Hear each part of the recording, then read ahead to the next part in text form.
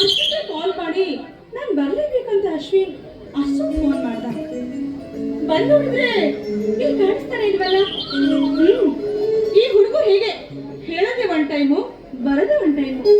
ನೋಡೋಣ ಬಂದ್ರೆ ಬರ್ಬಹುದು.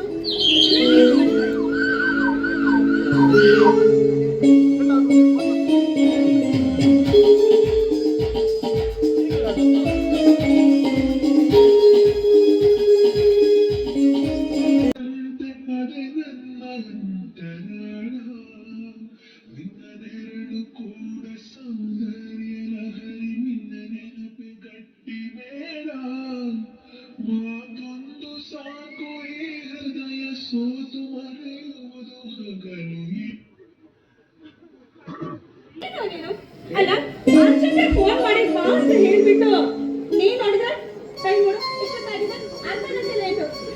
ಒಂದು ಫೋನ್ ಕಾಲಿಗೆ ಇಷ್ಟು ಅವಸರವಾಗಿ ಬಂದ್ಬಿಟ್ಟಿದೆಯಲ್ಲ, ಯಾಕೆ? ಏನಮ್ಮ, ಏನ್ ವಿಷಯ? ನೀನ್ ಒಂದ್ ತಿಂಗಳು ಊರಲ್ಲಿ ಇದ್ದಿಲ್ಲಲ್ಲ, ಅವಾಗ ಏನಾಯ್ತು ಅಂದ್ರೆ ನಿಜವಾಗ್ಲೂ ಹೇಳದೇ ಬೇಕಾಗಿಲ್ಲ. ಏನಾಯ್ತು? ಅಲ್ಲ, ನಾನು ಒಂದು ತಿಂಗಳಿಂದ ಊರಲ್ಲಿ ಇದ್ದಿರುವಾಗ ನಿನ್ಗೆ ಯಾರಿಂದಾದ್ರೂ ಏನಾದ್ರೂ ಪ್ರಾಬ್ಲಮ್ ಆಯ್ತಾ? ಹಾಗೇನಾದ್ರೂ ಇದ್ರೆ ಈಗಲೇ ಹೇಳ್ಬಿಡು. ಈ ಭೂಮಿ ಮೇಲೆ ಅವನ್ ಯಾವನಾಗಿರ್ಲಿ ಈ ಕ್ಷಣದಲ್ಲಿ ಅವನನ್ನ ಹುಟ್ಟಿನ ಅಂತ ಬಿಡ್ತೀನಿ. ನಿಜ? ಓಹೋ, ಹಾಗಿದ್ರೆ ನಾನು ಅವನ ಹೆಸರು ಹೇಳಿದ್ರೆ ನೀವು ಏನ್ ಬೇಕಾದ್ರೂ ಮಾಡ್ತೀಯ. ಅಶ್ವಿನ್ ಸುಳ್ಳು ಹೇಳ್ಬೇಡ, ನಿಜ ಹೇಳು.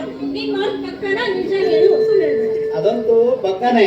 ಈ ಅಶ್ವಿನ್ ಅಂದ್ರೆ ಏನಂತ ತಿಳ್ಕೊಂಡಿದೀಯ ನೀನು? ಯಾವುದೇ ವಿಷಯದಲ್ಲಾದ್ರೂ ಒಮ್ಮೆ ಮಾತಾಡಿದ ಅಂದ್ರೆ ದುಸ್ರ ಮಾತೇ ಇಲ್ಲ. ಅದು ತಲೆ ಹೋಗುವಂತ ಕೆಲಸವಾದ್ರೂ ಸರಿ ಮಾಡೇ ಮಾಡ್ತೀನಿ. ಆಯ್ತಾಯ್ತು, ಹಾಗಿದ್ರೆ ಆ ಮನುಷ್ಯ ಬೇರೆ ಯಾರು ಅಲ್ಲಪ್ಪ, ನಮ್ಮ ಅಪ್ಪ ಕಾಳಿಗ. ಕಾಳಿಗ ಮಾವನ? ಅವನೇ ನೋಡು.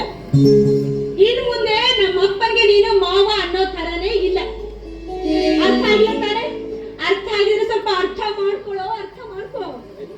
ಅರ್ಥ ಆಯ್ತು ಕಣಮ್ಮ, ಚೆನ್ನಾಗಿ ಅರ್ಥ ಆಯ್ತು. ಅಂದ್ರೆ ನಿನ್ನ ಮಾತಿನ ಪ್ರಕಾರ ನಿನ್ನನ್ನ ನನ್ನೊಂದಿಗೆ ಕೊಟ್ಟು ಮದುವೆ ಮಾಡೋದಕ್ಕೆ ನಿಮ್ಮಪ್ಪ ತುಂಬಾನೇ ವಿರೋಧಿಸ್ತಾ ಇರ್ಬೋದು ಅಲ್ವಾ? 100% ನಿಜಾನೇ ಇದೆ. ನಮ್ಮಪ್ಪ ಒಂದು ಮನಸ್ಸಲ್ಲಿ ಏನಿದೆ ಗೊತ್ತಿಲ್ಲ, ಆ ದುರಾಸೆ ಆಲೋಚನೆಗಳಲ್ಲಿ ತುಂಬಿಕೊಂಡ್ಬಿಟ್ಟಿದೆ. ಅದೇ ಇಂಜಿನಿಯರ್ ಪದವೀಧರ ನನ್ನ ಸ್ವಂತ ಅತ್ತೆ ಮಗ ಚೇತನ್ ಇದ್ದಾನಲ್ಲ, ಅವ್ರಿಗೆ ಕೊಟ್ಟು ಮದುವೆ ಮಾಡ್ಬೇಕಂತ ಡಿಸೈಡ್ ಮಾಡ್ಬಿಟ್ಟಿದ್ದಾರೆ. ತುಂಬಾ ಟೆನ್ಷನ್ ಆಗ್ಬಿಟ್ಟಿದೆ. ಓ, ಈಗ ವಿಷಯನಾ? ಪರವಾಗಿಲ್ಲ ಬಿಡು. ಯಾವುದೇ ತವರು ತನ್ನ ಮಗಳನ್ನ ವಿದ್ಯಾವಂತನಿಗೋ ಶ್ರೀಮಂತನಿಗೋ ಕೊಟ್ಟು ಮದುವೆ ಮಾಡ್ಬೇಕಂತ ಅದ್ರ ಬಗ್ಗೆನೇ ಯೋಚಿಸ್ತಾ ಇರ್ತಾರೆ. ಅದಲ್ಲದೆ ತನ್ನ ಮಗನಿಗೂ ಕೂಡ ಶ್ರೀಮಂತಳಾದ ಹುಡುಗಿನೇ ತಂದ್ಕೊಳ್ಬೇಕಂತ ಅದ್ರ ಬಗ್ಗೆನೇ ತುಂಬಾನೇ ಯೋಚಿಸ್ತಾ ಇರ್ತಾರಮ್ಮ. ಈ ಭೂಮಿ ಮೇಲೆ ಅದು ಸ್ವಾಭಾವಿಕ ತಾನೆ.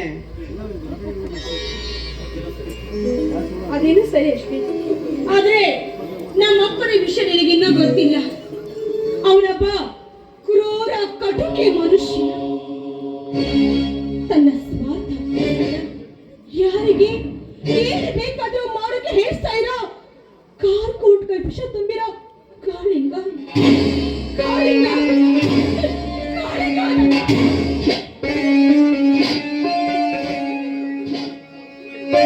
ಬಿಡಮ್ಮ, ಅದಕ್ಕೆಲ್ಲ ಚಿಂತೆ ಮಾಡೋ ಅವಶ್ಯಕತೆ ಇಲ್ಲ. ನೇಲೊಬ್ಬ ಇದ್ದಾನೆ ಈ ಭೂಮಿ ಮೇಲೆ. ಸಕಲವು ನಿತ್ಯ ಅಂತ ನಡೆಯುವಾಗ ನನ್ನ ಹಣೆಯ ಬರದಲ್ಲಿ ನಾವಿಬ್ಬರು ಗಂಡ ಹೆಂಡತಿ ಅಂತ ಬರ್ದಿಟ್ಟಿದ್ ಪ್ರಕಾರ ನಿಮ್ಮಪ್ಪ ಅಲ್ಲ ಸ್ವಲ್ಪ ಬಂದ್ರು ಯಾರಿಂದಲೂ ತೋರಿಸೋ ಸಾಧ್ಯ ಇಲ್ಲ.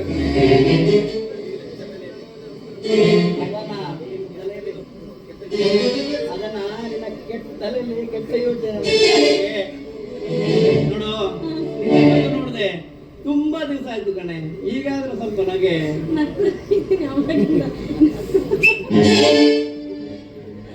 ಅಶ್ವಿನ್, ನಮ್ಮ ಅಪ್ಪನ ಎದುರಿಸಿ ಮದ್ವೆ ಆಗ್ಬೇಕಾಗಿತ್ತು. ಅರ್ಥ ಆಯ್ತು ತಾನೆ? ಅವಾಗ್ಲೇ ಹೇಳ್ತಲ್ಲ, ಕೆಟ್ಟ ಯೋಚನೆಯನ್ನು ಬಿಟ್ಟಾಕಿ ತಲೆಯಿಂದ. ನೋಡು, ನೀವು ಇವಾಗ ಬಿಟ್ಟು ಹಾಕುವಂತ ಆಮೇಲೆ ಕೈ ಕೊಟ್ಟರು ಸುಮ್ಮನೆ ಇರೋದಿಲ್ಲ. ನಾನು ಕೈ ಕೊಡೋ ಮಾತಿ ನಾನು. ಹಾ ಸರ್, ಇನ್ನು 10 ನಿಮಿಷಗಳಲ್ಲಿ ಇರ್ತೇವೆ ಸರ್. Okay sir. ಅಶ್ವಿನ್